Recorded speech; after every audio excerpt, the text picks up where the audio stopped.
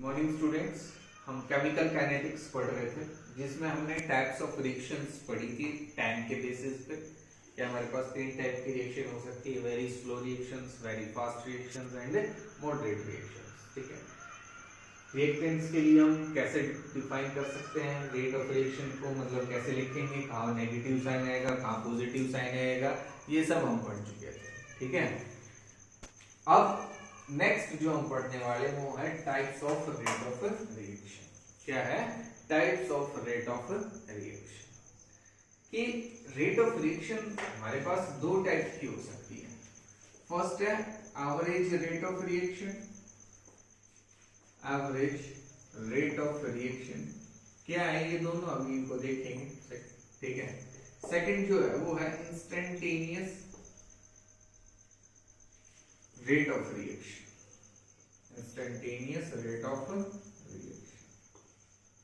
ठीक है,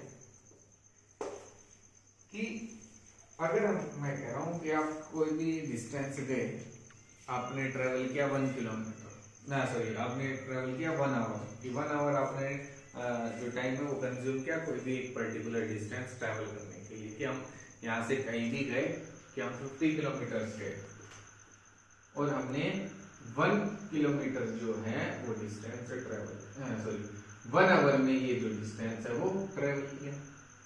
अब जब हम 1 आवर में इस डिस्टेंस को ट्रेवल कर रहे हैं 50 किलोमीटर को, तो ऐसा तो नहीं है कि जो हमारी स्पीड है वो सेम रहेगी जो स्टार्टिंग में थी, जो इनिशियल जो स्पीड थी। ऐसा तो है नहीं कि वो रहने वाली, या हमने जो स्पीड स्टार्ट की थी ऐसा तो नहीं है कि उसी स्पीड से जाएंगे, या एकदम से हम ऐसा नहीं है कि 50 किलोमीटर पर आवर की स्पीड हम कैच कर लेंगे। धीरे धीरे वो स्पीड इंक्रीज होगी, 80 भी जा सकती है, और वो बीच में 10 kilometre, 5 kilometre, 20 kilometre per hour की भी हो सकती है।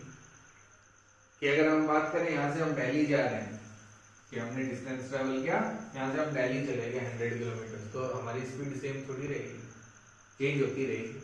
तो हम वहां पहुंचेंगे तो वहां हम एक एवरेज स्पीड बताएंगे। क्या बताएंगे?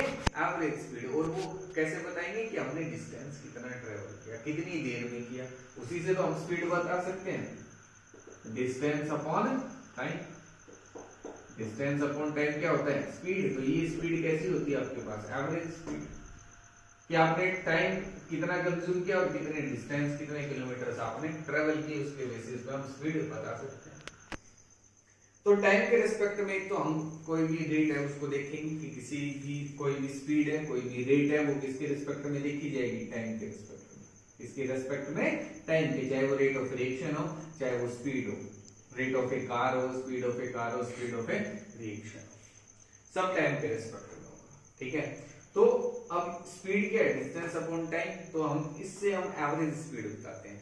अब जब हम कोई भी स्पीड हम बता रहे हैं, इससे हम स्पीड निकाल सकते हैं कि हम कितने किलोमीटर गए, कितना टाइम लगा हमें।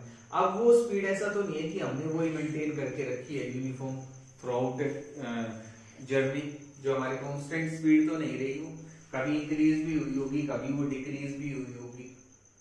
तो हम एवरेज स्पीड बताते हैं, एवरेज रेट ऑफ रिएक्शन की हम बात करेंगे जब रिएक्शन कंप्लीट हो जाएगी। ठीक है, और इंस्टेंटेनियस जो रेट ऑफ रिएक्शन है वो क्या होगी? कि कोई भी पर्टिकुलर टाइम पे, कि हमें तो 1 घंटा लगा, अब उस 1 घंटे में हम बीच में कोई भी एक पार्ट उठा लेंगे कि जब 20 से 21 मिनट हुई, इसके बीच में हमारी स्पीड क्या थी? कोई भी मतलब पर्टिकुलर टाइम, इंस्टेंट टाइम के ऊपर, पूरे होल जर्नी पे नहीं, कुछ एक पर्टिकुलर टाइम पे। कि किसी का फोन आ गया और पूछता है कहाँ हो, तो हम बताते हैं कि हम यहाँ हैं, तो उस टाइम हमारी स्पीड, मतलब जब वो बात कर रहा है, मतलब कोई भी एट ए मोमेंट में आपसे बता रहा हूँ, एक एग्जांपल लिए, मतलब किसी भी एट ए मोमेंट पे हमारी जो स्पीड होगी वो इंस्टेंटेनियस स्पीड कहलाती है। उसी को हम इंस्टेंट रेट ऑफ रिएक्शन बोलेंगे। क्या बोलेंगे? Instantaneous rate of reaction.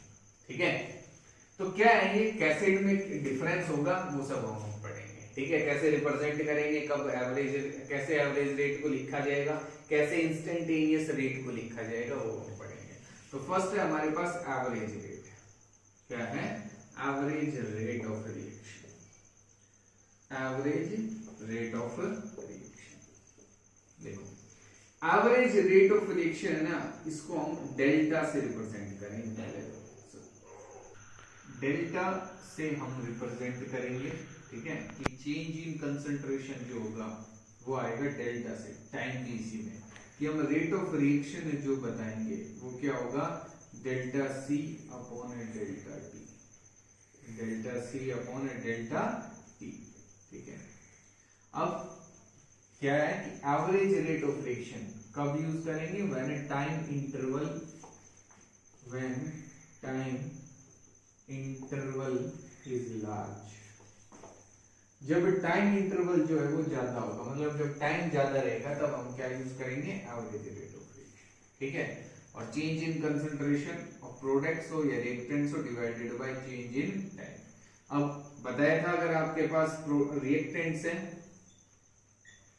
Reactants अगर हैं तो रेट ऑफ रिएक्शन को कैसे रिप्रेजेंट करेंगे, minus delta C divided by delta T, कि नेगेटिव साइन आएगा रिएक्टेंट्स की कंसंट्रेशन के लिए। और अगर आपके पास है प्रोडक्ट्स, क्या आपके पास है प्रोडक्ट्स, तो रेट ऑफ रिएक्शन जो है वो क्या होगी, delta C divided by delta T, change in concentration of product divided by delta T, और इस यहाँ कैसा साइन रहेगा, पॉजिटिव, कैसा साइन रहेगा, पॉजिटिव। क्यों, क्योंकि जो प्रोडक्ट्स है उनकी कंसंट्रेशन इंक्रीज होती है, उनकी कंसंट्रेशन क्या करेगी, इंक्रीज होती जाएगी टाइम के साथ, इसलिए हम यहाँ पॉजिटिव साइन लेते हैं, ये हमने पिछली क्लास में पढ़ा था, ठीक है। तो ये एवरेज रेट ऑफ रिएक्शन होगी डेल्टा सी, मतलब जब आपके पास टाइम इंटरवल ज्यादा है, डेल्टा टी क्या है, लार्ज है, कि जब चेंज इन टाइम की हम देख रहे हैं आधे घंटे के बाद, 20 मिनट के बाद, 30 मिनट या 40 मिनट्स के बाद, 1 आवर के बाद, तो टाइम जब ज्यादा है तो उसकी एवरेज हम रेट ऑफ रिएक्शन बताते हैं, क्या बताते हैं, एवरेज रेट ऑफ रिएक्शन, ठीक है। इसके लिए अगर हम प्लॉट देखें तो कैसे आएगा, कि हमारे पास जो कर्व होगा, ये जो कर्व है ये रिएक्टेंट्स के लिए हम बता रहे हैं, इसके लिए बता रहे हैं रिएक्टेंट्स के लिए, प्रोडक्ट्स के लिए भी देखेंगे क्या आएगा। अब देखो हमारे पास जब रिएक्टेंट्स हैं तो रिएक्टेंट्स की जो कंसंट्रेशन है डेल्टा सी, वो क्या हो सकती है, C2 minus C1, C2 minus C1 divided by delta T, और डेल्टा टी को भी हम लिख लेते हैं T2 माइनस T1, कि हमारे पास पहले जो टाइम था वो T1 था, बाद में कितना हो गया, T2, तो T2 माइनस T1, ठीक है। तो हमारे पास जो इनिशियल कंसंट्रेशन है, इनिशियल पहले जो कंसंट्रेशन थी वो C1 थी, बाद में क्या हो गई C2, कौन सी ज्यादा है, C1, तो C1 कंसंट्रेशन और C2 concentration, T1 and T2, T1 and T2, अब जो आपके पास C2 माइनस C1 और T2 माइनस T1 जो होगा वो हमें क्या प्रोवाइड करेगा, रेट ऑफ रिएक्शन, इनका ये जो गैप है, ये जो आएगी हमारे पास यहाँ, ये रेट ऑफ रिएक्शन बताएगा, ये जो कर्व है ये हमें क्या बताएगा, रेट ऑफ रिएक्शन। अगर प्रोडक्ट्स के लिए हम बात करें तो हमारे पास आर क्या था, delta C by delta T, C2 minus C1 T2 minus T1। तो इसके लिए जो ग्राफ हम मान लेंगे कि पहले कंसंट्रेशन 0 थी और अब इंक्रीज होती जा रही है, क्या होती जा रही है, इंक्रीज। तो पर्टिकुलर टाइम इंटरवल के बीच में कंसंट्रेशन में कितना चेंज आया, हम क्या निकाल सकते हैं, रेट ऑफ रिएक्शन, क्या निकाल सकते हैं, रेट ऑफ रिएक्शन, कि पहले टाइम T1 था फिर T2 हो गया, तो इस टाइम इंटरवल के बीच में कंसंट्रेशन कैसे चेंज हो रही है, पहले C1 थी फिर क्या हो गई C2, पहले क्या थी C1 और फिर क्या हो गई C2, C1 नीचे आएगा C2 ऊपर आएगा, ठीक है। तो एवरेज रेट ऑफ रिएक्शन के लिए हम डेल्टा साइन यूज करेंगे, और मेनली आपको क्या याद रखना है कि एवरेज रेट ऑफ रिएक्शन कब बताई जाएगी, जब टाइम इंटरवल क्या होगा, लार्ज होगा, टाइम इंटरवल क्या होगा, लार्ज होगा, ठीक है। ये आ गया होगा समझ में कि जब टाइम इंटरवल ज्यादा है तो रेट ऑफ रिएक्शन क्या है, मतलब कोई भी हमें टाइम इंटरवल गिवन होगा तो वो हम इस तरीके से निकाल सकते हैं फॉर प्रोडक्ट्स एंड रिएक्टेंट्स, कि delta C divided by delta T, ठीक है। नेगेटिव और पॉजिटिव साइन का हमने पिछली क्लास में पढ़ा था। अब हम नेक्स्ट हम पढ़ेंगे इंस्टेंटेनियस रेट ऑफ रिएक्शन, ये क्या है, कैसे इसको रिप्रेजेंट करेंगे वो देखते हैं। Second, instantaneous rate of reaction की अगर हम बात करें तो इसको कब यूज करेंगे, व्हेन टाइम पीरियड और time interval is very small, जब टाइम इंटरवल जो टाइम पीरियड है वो बहुत कम रहेगा, मतलब delta T tends to 0, delta T जो है, जो टाइम है वो जीरो को अप्रोच करेगा, जीरो नहीं होगा, मतलब फ्रैक्शंस में 0.15 सेकंड्स, 0.25 सेकंड्स, इतना कुछ रहेगा, मतलब जीरो की तरफ टेंड करेगा। 1 भी हो सकता है, 2 भी हो सकता है, ठीक है। Time period is very small, तो हम क्या बताएंगे, इंस्टेंटेनियस रेट ऑफ रिएक्शन, ठीक है। और इसको हम कैसे रिप्रेजेंट करेंगे, अगर मैं बात करूं फॉर रिएक्टेंट्स,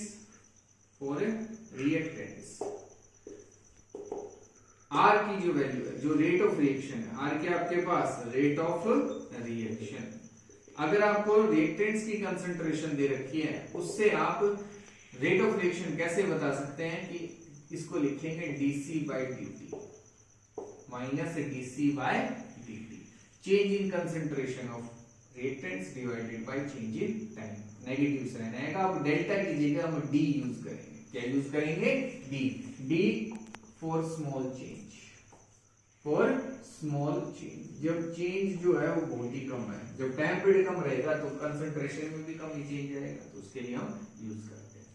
फॉर प्रोडक्ट्स, अगर प्रोडक्ट्स की अगर हम बात करें तो आर की जो वैल्यू है वो क्या होगी, dc by dt, क्या हो जाएगी, dc by dt, ठीक है। ग्राफ अगर देखें, अगर हम ग्राफ की बात करें तो हमारे पास कुछ इस तरीके से ग्राफ होगा कि आपके पास टाइम इंटरवल है इधर, और यहाँ कंसंट्रेशन ऑफ रिएक्टेंट्स है, तो हमारे पास कंसंट्रेशन रिएक्टेंट्स की लगातार कम होती जाएगी। अब स्लोप इस कर्व का क्या होगा, dc by dt, क्या होगा, dc by dt, और ये भी कैसा रहेगा, नेगेटिव, क्यों, क्योंकि जो हमारा ग्राफ है वो नीचे की तरफ जा रहा है, तो इसका स्लोप कैसा आएगा, नेगेटिव स्लोप आएगा। और ये जो कर्व है ये किसको रिप्रेजेंट कर रहा है, रेट ऑफ रिएक्शन को, इसका स्लोप क्या है, dc by dt, तो रेट ऑफ रिएक्शन को हम कैसे रिप्रेजेंट करेंगे, माइनस dc by dt, कैसे रिप्रेजेंट करेंगे, माइनस dc by dt। ऐसा ही अगर हम प्रोडक्ट्स की बात करें, अगर हम प्रोडक्ट्स की बात करें तो हमारे पास यहाँ कंसंट्रेशन होगी प्रोडक्ट्स की, और यहाँ हमारे पास टाइम इंटरवल होगा, क्या होगा, टाइम इंटरवल, और जो हमारे पास कर्व आएगा वो कुछ ऐसा होगा। अगर इसका स्लोप हम देखें तो इसका क्या होगा, dc by dt, बट कैसा रहेगा, ये पॉजिटिव, कैसा रहेगा, पॉजिटिव स्लोप की अगर हम बात करें, क्यों, क्योंकि ग्राफ अपवर्ड डायरेक्शन में जा रहा है, ऊपर की तरफ जा रहा है, तो यहां से जो रेट ऑफ रिएक्शन होगी वो क्या आएगी, dc by क्या हो जाएगी, dc by dt, ठीक है। तो आपको याद रखना है, इंस्टेंटेनियस जब है तो हम d वर्ड यूज करेंगे, और जब एवरेज है इसके लिए डेल्टा यूज करेंगे, ठीक है। न्यूमेरिकल जो हमारे क्वेश्चंस होंगे उनमें कोई चेंज नहीं आएगा, कि हमारे पास चाहे वो इंस्टेंटेनियस रेट रिएक्शन पूछे या एवरेज पूछे, वो हम नॉर्मली बताएंगे, उसमें हमारी जो न्यूमेरिकल वैल्यू है, जो न्यूमेरिकल्स है, उनमें कोई चेंज आने वाला नहीं है, ठीक है। तो ये तो थी हमारे पास एवरेज रेट ऑफ रिएक्शन, और ये थी इंस्टेंटेनियस रेट ऑफ रिएक्शन। अब कैसे हम डिटरमाइन करेंगे कि रेट ऑफ रिएक्शन क्या होगी किसी पर्टिकुलर रिएक्शन के लिए, कैसे उसको लिखा जाता है, रिएक्टेंट्स और प्रोडक्ट्स के बीच में क्या रिलेशन होगा, क्या उनकी रेट के बीच में, वो हम पढ़ेंगे। बिल्कुल आसान है, लेकिन समझना है उसको ध्यान से, ठीक है। क्या है देखते हैं, देखो रेट ऑफ रिएक्शन को हमने अभी दो टाइप की पढ़ी है, इंस्टेंटेनियस एंड एवरेज।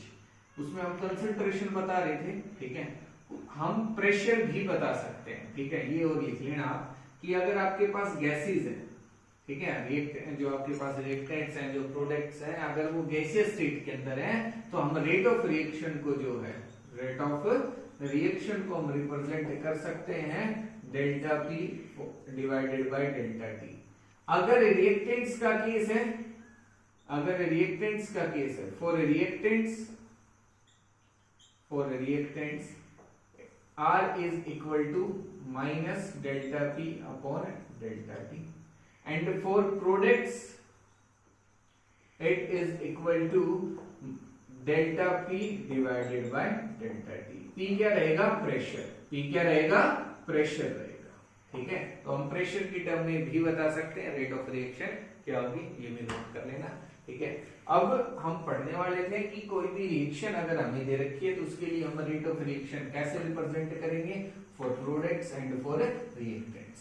देखो रेट ऑफ रिएक्शन कि आपके पास एक रिएक्शन है, ए से क्या फॉर्म हो रहा है, बी, बहुत इंपॉर्टेंट है, ध्यान से समझना आपको। इसकी रेट हम कैसे बताएंगे कि इस रिएक्शन की स्पीड क्या है, तो मैं दो तरीके से बता सकता हूं, क्या कि ए किस स्पीड से डिक्रीज हो रहा है, कि ए की कंसंट्रेशन किस रेट से और डिक्रीज हो रही है, और बी की कंसंट्रेशन किस रेट से इंक्रीज हो रही है, ये मैं बता सकता हूं। दोनों सेम रहेंगे कि जिस रेट से ए डिक्रीज होगा उसी रेट से बी फॉर्म होगा, तो दोनों से ही हम रेट ऑफ रिएक्शन को रिप्रेजेंट कर सकते हैं। तो देखो, अगर इस पर्टिकुलर रिएक्शन की मैं बात करूं, एक हमने एग्जांपल लिया है जनरल, तो for this reaction rate of reaction comes out to be minus D A या minus delta A upon delta T negative का is equal to delta B upon delta T, is equal to delta B upon delta T. D भी हम लिख सकते हैं कि minus D A by D T और D B by D T, हम कुछ भी लिख सकते हैं, लेकिन हम एवरेज की ही बात करेंगे। हम नॉर्मल जो है एवरेज रेट ऑफ रिएक्शन से हम अच्छी तरह से बता सकते हैं कि रेट क्या होगी, ठीक है। तो minus delta A upon delta T is equal to delta B upon delta T. Delta A और डेल्टा टी के आपके पास ए, इसको हम इस तरीके से भी लिख सकते हैं कि ए की कंसंट्रेशन, और यहां क्या आएगा आपके पास बी की कंसंट्रेशन, ठीक है। डेल्टा बी, डेल्टा ए और डेल्टा बी, ये क्या है, change in concentration of B, change in concentration of A. तो डेल्टा ए क्या रिप्रेजेंट कर रहा है आपको, minus delta, it is decrease in the concentration, rate of decrease in the concentration of A, कि रेट को रिप्रेजेंट कर रहा है, किस रेट को, जिस रेट से ए की कंसंट्रेशन डिक्रीज होती जा रही है, उसी को रिप्रेजेंट कर रहा है। कि नेगेटिव साइन लगाए तो मतलब ए की कंसंट्रेशन डिक्रीज हो रही है, और delta A upon delta T उस रेट को, स्पीड को बताएगा। स्पीड क्या होती है आपके पास, डिस्टेंस ट्रेवल्ड अपॉन टाइम, या हम कह सकते हैं change in position upon time taken, या चेंज इन टाइम। तो ऐसा ही है कि उसकी कंसंट्रेशन में कितना चेंज आया और टाइम कितना लग गया उसमें, तो वो क्या बताएगा, उसकी स्पीड बता रहा है, उसकी रेट बता रहा है। तो ये क्या है, rate of decrease in the concentration of A, या हम लिख सकते हैं rate of disappearance, rate of disappearance of A, कि ए किस रेट से डिसअपीयर होता जा रहा है, खत्म होता जा रहा है, ठीक है। डिकम्पोजिशन, हम कुछ भी वर्ड यूज कर सकते हैं, rate of decomposition of A, ये है minus delta A by delta T. और delta B upon delta T, ये क्या रिप्रेजेंट कर रहा है, rate of formation, rate of formation of B, कि बी किस स्पीड से, किस रेट से बढ़ता जा रहा है, और ये दोनों ही किसके इक्वल होंगे, रेट ऑफ रिएक्शन के, ये दोनों ही किसके इक्वल होंगे, रेट ऑफ रिएक्शन। ये आपको समझना बहुत ही जरूरी है, समझ में आ भी गया होगा कि रेट ऑफ रिएक्शन, देखो हम बता सकते हैं कि ए की स्पीड से डिक्रीज हो रहा है और बी की स्पीड से इंक्रीज हो रहा है, दोनों सेम ही रहेंगे तो दोनों इक्वल आएंगे, बट एक के आगे नेगेटिव साइन रहेगा, दूसरे के आगे पॉजिटिव रहेंगे, दोनों की वैल्यू इक्वल रहेगी, जो न्यूमेरिकल जो वैल्यू है वो इक्वल आएगी दोनों, बस नेगेटिव साइन का डिफरेंस रहेगा, ठीक है। और वो भी पॉजिटिव हो जाएगा, आपको पता है, ठीक है, क्योंकि हम स्पीड जो है वो कभी भी नेगेटिव नहीं बता सकते हैं, तो रेट ऑफ रिएक्शन हम रिप्रेजेंट कर सकते हैं, ठीक है। तो ये तो हमारी बात होगी रेट ऑफ रिएक्शन की, कि किस तरीके से रिप्रेजेंट करेंगे जब हम एक सिंपल रिएक्शन दे रखी है। अब ये रिएक्शन, अगर हमारे पास दो तीन प्रोडक्ट्स हो, दो तीन रिएक्टेंट्स हो, आगे अगर स्टोइकियोमेट्रिक कोएफिशिएंट्स हैं कि 2 इधर 2 लगा दिए, इधर 3 लगा दिए, जो भी है, तो उसको कैसे रिप्रेजेंट करेंगे अब हम बोलेंगे। अब हमारे पास एक रिएक्शन है 2a plus b plus c gives c plus 3b, ठीक है, ये एक हमारे पास रिएक्शन है, ये रिएक्टेंट्स है और ये प्रोडक्ट्स है। यहाँ स्टोइकियोमेट्रिक कोएफिशिएंट 2 है, इधर 3 के आगे 1 है। तो देखो a की कंसंट्रेशन डिक्रीज करेगी, a की कंसंट्रेशन क्या करेगी, डिक्रीज करेगी, तो उसको हम कैसे लिखेंगे, delta a upon delta t, और इसको हम कैसे लिखेंगे, delta b upon delta T, ठीक है। Rate of disappearance, rate of disappearance of A and B क्या हो सकते हैं, ठीक है, अलग अलग तो नहीं होंगे, सब सेम ही होंगे, ठीक है। तो ए और बी की कंसंट्रेशन, ठीक है। अब ये सेम नहीं हो, कब होंगे वो हम देखेंगे कि इनको इक्वल कब बनाएंगे, हम कैसे बना सकते हैं। तो ए और बी की जो कंसंट्रेशन है, जो रेट है डिसअपीयरेंस की, डिकम्पोजिशन की, वो हमने लिखी। सी और डी के लिए हम कैसे लिखेंगे कि डेल्टा सी डेल्टा टी, और ये इसको यहां लिख देते हैं, चलो। और इसके लिए कैसे लिखेंगे, delta D upon delta T, ठीक है। अब रेट ऑफ रिएक्शन जो है, ये दोनों के लिए क्या है, rate of formation, rate of formation of C and D, rate of formation of C and D किसके लिए है, डी के लिए। कंसंट्रेशन टर्म है, इसको हम स्क्वायर ब्रैकेट में लिख रहे हैं, ये स्क्वायर ब्रैकेट है सभी, ठीक है। अब देखो rate of reaction, rate of reaction हम कैसे लिखेंगे इसके लिए कि हम ए की, देखो ए किस रेट से डिक्रीज हो रहा है, वो किसके इक्वल होगा, रेट ऑफ रिएक्शन के, वो किसके इक्वल होगा, रेट ऑफ रिएक्शन के। तो वो मैं कैसे लिखूंगा, delta A upon delta T, और इसके आगे साइन आएगा नेगेटिव, और 1 अपॉन 2, और क्या आएगा आपके पास 1 अपॉन 2, जो स्टोइकियोमेट्रिक कोएफिशिएंट होगा उसका रेसिप्रोकल हम कर देंगे। क्या कर देंगे, रेसिप्रोकल। ये किसके इक्वल होगा, delta B upon delta T, negative का आएगा, और ये किसके इक्वल होगा, डेल्टा सी की concentration divided by delta T, और ये किसके इक्वल होगा, 1/3 delta D upon delta T.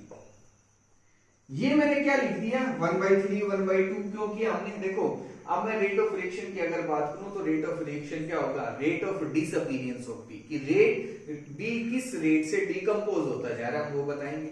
हम ये भी बता सकते हैं कि ए किस रेट से क्या हो रहा है, डिकम्पोज हो रहा है। अब ये तो 2 मोल है, ये कितना है, 1 मोल है, तो दोनों की रेट जो है वो तो अलग हो सकती है। अब उसको इक्वल कैसे करेंगे, जब मैं इसको 1/2 से डिवाइड कर दूंगा, ये तो इसका 2 टाइम्स है, तो इसकी रेट भी 2 टाइम्स होगी, तो उसको मैंने क्या किया, 1/2 से डिवाइड कर दिया, तो दोनों की रेट क्या हो गई, इक्वल हो गई। अब इसी तरीके से आपके पास प्रोडक्ट्स हैं, एक के आगे स्टोइकियोमेट्रिक कोएफिशिएंट 1 है, एक के आगे 3 है, दोनों की रेट को इक्वल कब करेंगे, जब इसको मैं 1/3 से डिवाइड कर दूंगा। तो ये सभी रेट ऑफ रिएक्शन के इक्वल हो सकते हैं, इसके इक्वल हो सकते हैं रेट ऑफ रिएक्शन के। तो किसी भी रिएक्शन के लिए जब आपको स्टोइकियोमेट्रिक कोएफिशिएंट्स दे रखे हैं, तो आप रेट ऑफ रिएक्शन इस तरीके से लिख सकते हो। किसी भी, अब एक कोई भी वैल्यू अगर आपको दे रखी है, कह रहा है कि बी जो है वो 3 मोल्स पर सेकंड की स्पीड से डिक्रीज होता जा रहा है। अब ये जब 3 मोल्स है, तो आप रेट ऑफ रिएक्शन बता सकते हो कि रेट ऑफ रिएक्शन तो ये होगी, और इसकी रेट क्या होगी, एक की डिसअपीयरेंस होने की, दोनों को इक्वल रख दो, आप एक की रेट बता सकते हो, केवल एक के लिए। ये तो हम रेट ऑफ रिएक्शन निकाल रहे, इसलिए हमने 1/2 किया है। अगर मैं delta A upon delta T की वैल्यू निकालना चाहता हूं, तो यहां से आ जाएगी 2, उधर चला जाएगा, ये हो जाएगा delta B upon delta T, और यहां से आप वैल्यू निकाल सकते हो।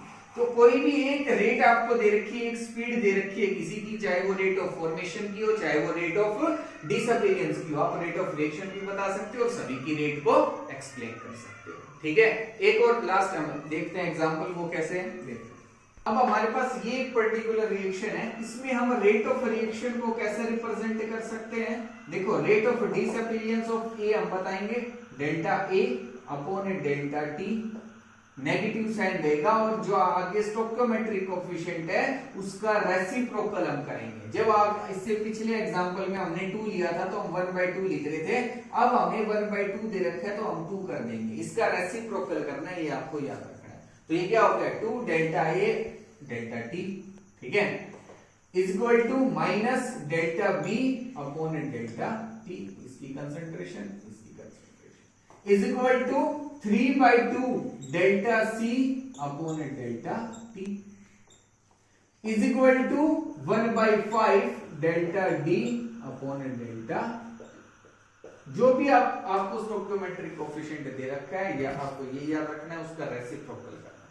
क्या करना है, रेसिप्रोकल की 1/2 है तो 2 करना है, 2 होता तो 1/2 हम कर देते, और रेट ऑफ रिएक्शन इस तरीके से हम करेंगे, ठीक है। अब इसके न्यूमेरिकल्स और इससे आगे का कि हम कैसे रेट ऑफ रिएक्शन, हमारे पास नेक्स्ट जो होगा रेट लो होगा, लॉ ऑफ मास एक्शन क्या है वो सब हम नेक्स्ट क्लास में करेंगे, इसके न्यूमेरिकल्स भी।